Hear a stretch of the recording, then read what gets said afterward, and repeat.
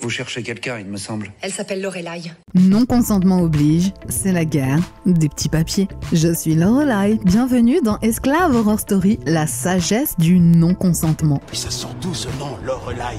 Avertissement, je ne consens pas à ce qu'on me vole mon travail. Reproduction interdite sans mon accord manuscrit et autographié de ma main à l'encre fraîche. Ils veulent, ils peuvent pas imiter. Je fais du son pour les initier. Les autres avec tout se faire en l'air. Tu la comprends, tu la prends, tu comprends pas, bah tu la remets. Tout droit réservé et tout droit protégé. Merci de les respecter. Lorelai, je me demande à quoi elle ressemble comme vous tous ici. J'en appelle à votre confiance. Les systèmes du Lorelai sont infaillibles. C'est Aïssan.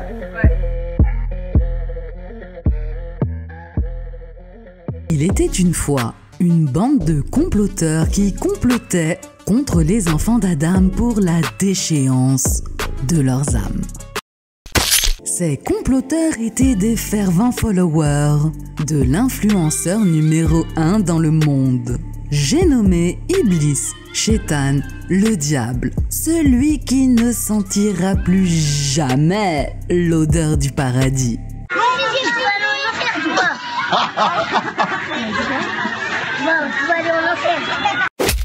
Ces sorciers ont un agenda à fomenter, un timing précis pour obtenir la destruction des États-nations, avec un Jérusalem, capitale du nouvel ordre mondial.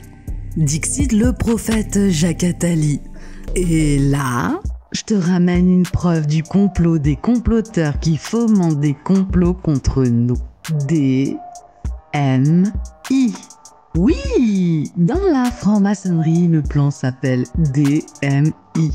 Ça veut dire D pour destruction, M pour matérialisation, I pour imposition. Et j'en ai la preuve formelle, réelle et irréfutable dans un texte. Oui, il s'avère qu'Albert Pike, grand pontife de la franc-maçonnerie universelle, franc-maçon de 33e degré, grand prêtre de l'église luciférienne. Il s'est adressé au haut degré de la maçonnerie du rite palladique lors des instructions du Suprême Conseil de Charleston au 23 Suprême Conseil confédéré pour annoncer les objectifs et buts de leur confrérie luciférienne, ainsi que leur politique de domination mondiale. Ce que je vais te lire est une abomination d'égarement sans fin et la doctrine des francs-maçons. Je vais te lire un extrait du texte d'Albert Pike, tel qu'il a été publié la première fois dans l'ouvrage « L'existence des loges de femmes » d'Adolphe Ricoux, qui a pour pseudonyme Léon Taxil. Ça date de 1891. Albert Pike a réuni tous les francs-macs de la Terre qui existaient à l'époque. Je t'épargne la longue liste pour rentrer direct dans les instructions du Suprême Conseil de Charleston au 23 Suprême Conseil confédéré. Je commence. Ainsi, le Suprême Conseil de Charleston est, pour les 23 Suprêmes Conseils confédérés avec lui, et pour les 100 grands orients et grandes loges de divers rites, le foyer de la vraie lumière maçonnique, illuminant chaque jour davantage l'Amérique, l'Europe, l'Afrique, l'Océanie et indirectement les colonies asiatiques. Du Grand Orient du Suprême Conseil des très puissants souverains, Grand Inspecteur généraux du 33e degré et dernier degré du rite écossais, ancien et accepté de la franc-maçonnerie pour la juridiction sud des États-Unis d'Amérique, sous le poids vertical du zénith, correspondant au 33e degré de latitude nord, en la vallée de Charleston, Caroline du Sud. Bon, maintenant, voyons l'orgueilleux dans toute sa splendeur. Voilà comment Albert Pike se définit. Nous, maîtres experts de la Grande Loge symbolique, Maître secret, maître parfait, secrétaire intime, prévôt et juge, intendant des bâtiments, maître élu des 9, illustre élu des 15, sublime chevalier élu, chef des 12 tribus, grand maître architecte, chevalier royal arche, grand élu écossais de la voûte sacrée, parfait et sublime maçon, chevalier d'Orient ou de l'épée, prince de Jérusalem, chevalier d'Orient et d'Occident, chevalier et souverain prince Rose-Croix, grand pontife de la Jérusalem céleste, grand patriarche, vénérable maître ad vitam de toutes les loges symboliques, chevalier prussien noachite, grand maître de la clé, prince du Liban, royal H, chef du tabernacle, prince du tabernacle, chevalier du serpent d'airain, prince de Merci, chevalier écossais trinitaire,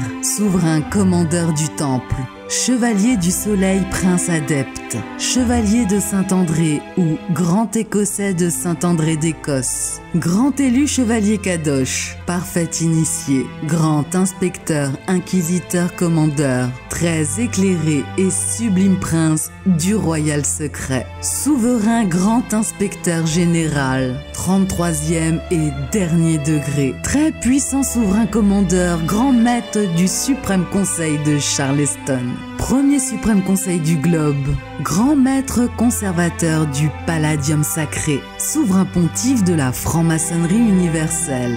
En la 31e année de notre pontificat, assisté des très illustres, très éclairés et très sublimes frères Albert G. Mackay, Frédéric Weber, William W. Upton, Robert F. Crowell, Thomas L. Tulloch, Phileas Walder, Goldsboro Bruff, William M. Ireland et Richard W. Thompson, souverains grand inspecteurs généraux, mages élus composant le sérénissime grand collège des maçons émérites, conseil de notre phalange d'élite et bataillon secret de l'ordre.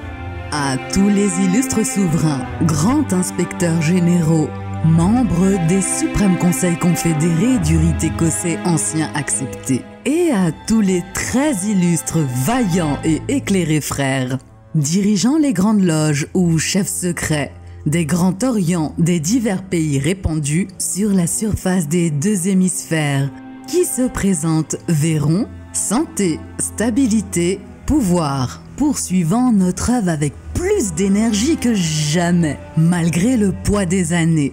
Nous voulons laisser à nos frères très éclairés nos instructions et nos avis fraternels pour la bonne direction des ateliers supérieurs de l'ordre.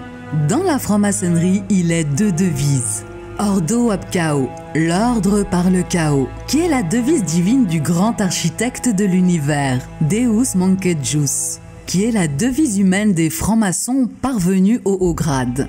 Le grand architecte, en organisant l'univers, a tiré l'ordre du chaos. Nous nous inclinons avec admiration devant ces œuvres si belles et en même temps si raisonnables. D'autre part, chacun de nous réclame Dieu et son droit. Et nous avons, à plusieurs reprises, eu soin d'inscrire notre devise humaine par ses seules initiales, afin de leur donner une seconde interprétation mystique révélée au seul parfait initié. Cette interprétation mystique ne devra pas être portée à la connaissance des frères ayant un grade inférieur à celui de chevalier Kadosh. Et à ce propos, nous vous rappelons que si vous jugez qu'un profane ne puisse intellectuellement parlant s'élever jamais à la hauteur du degré de chevalier Kadosh, il faut bien vous garder de l'initié, même au grade d'apprenti, car jamais vous ne pourrez en faire un vrai maçon. Donc, nous formulons ainsi notre devise humaine, DMI, et nous l'expliquons ésotériquement par destruction, matérialisation, imposition. En d'autres termes, il faut imposer par le travail maçonnique la destruction de tout ce que la matérialisation n'atteint pas. Les 3 points qui suivent, chacune de ces 3 initiales, signifie que le travail maçonnique de destruction, de matérialisation et d'imposition est triple. Grand 1, destruction. Premièrement, de la superstition. Deuxièmement, de la tyrannie politique. Troisièmement, de l'antimaçonnisme. Grand 2, matérialisation. Premièrement, de la conscience. Deuxièmement, de l'État. Troisièmement, de l'enseignement. Grand 3, imposition. Premièrement, à la famille. Deuxièmement, à la nation. Troisièmement, à l'humanité. C'est pourquoi le travail maçonnique doit consister par tous les moyens quels qu'ils soient, à imposer pratiquement à la famille d'abord, à la nation ensuite, et à l'humanité enfin la destruction de la superstition là où la matérialisation n'a pu faire son œuvre, sur la conscience de la tyrannie politique, là où l'État n'a pu être matérialisé, de l'antimaçonnisme, là où l'enseignement n'a pu être atteint par la matérialisation. Tel est l'ordre de mise en pratique du DMI, qui résume en 3 lettres notre loi. Il est absolument nécessaire de ne laisser parvenir au grade de chevalier Kadosh que des frères choisis parmi ceux qui sont initialement convaincus de l'existence d'une cause première. Retenez au grade de Rose-Croix tous ceux dont l'âme vous paraît s'ouvrir à la vraie lumière, mais qui ont néanmoins de la lenteur à comprendre. Instruisez-les graduellement, soumettez leur intelligence à des épreuves. Exposez-leur surtout le rôle du feu, agent actif de la nature. Mais ne les pressez pas. Les athées nous sont bons comme auxiliaires, mais dans l'éloge symbolique seulement. Il faut leur dire que si par le premier article de la déclaration de principe du 22 septembre 1875, nous avons proclamé l'existence d'un principe créateur, sous le nom de grand architecte de l'univers, c'est uniquement pour attirer à l'ordre l'adhésion des croyants libéraux et faire preuve de tolérance envers tous les cultes. Mais n'agissez qu'avec la plus grande prudence vis-à-vis des athées. Ils sont plus difficiles à convaincre que les hommes qui, croyant à la divinité, en ont une fausse idée. L'idée de ceci peut à la longue se rectifier. L'athée, au contraire, s'obstine dans sa négation. Ne vous servez donc des athées que pour les œuvres politiques et ne leur confiez jamais le soin de faire en loge des conférences sur les questions philosophiques. Voilà, fin de l'extrait du complot fomenté contre nous. Donc tu vois un peu le truc? Moi en tous les cas, ça m'a vraiment arraché la bouche de lire tout ça. Tu as aimé, non? Oui. Donc tu es mazo. Non. Ça crépita. La chanson de ça. C'est pas les femmes bizarres, c'est les femmes caviar. Gang, oui. Si tu veux en savoir plus, avoir le détail de toutes mes pépites juridiques, elles sont disponibles exclusivement dans mon laboratoire d'autodéfense judiciaire, esclavehorrorstory.fr. C'est la sagesse du non-consentement. Tu y trouveras toutes mes prods, pièces, preuves formelles, réelles et irréfutables. Mes lettres, contractuelles, PDF et bien plus encore pour faire tes guerres des petits papiers. Le savoir avant la pratique, investis sur toi-même parce que celui qui sait a autorité sur celui qui ne sait pas. Donc au plaisir de pouvoir te compter parmi ceux qui ne consentent pas. Non-consentement oblige, c'est la guerre des petits papiers.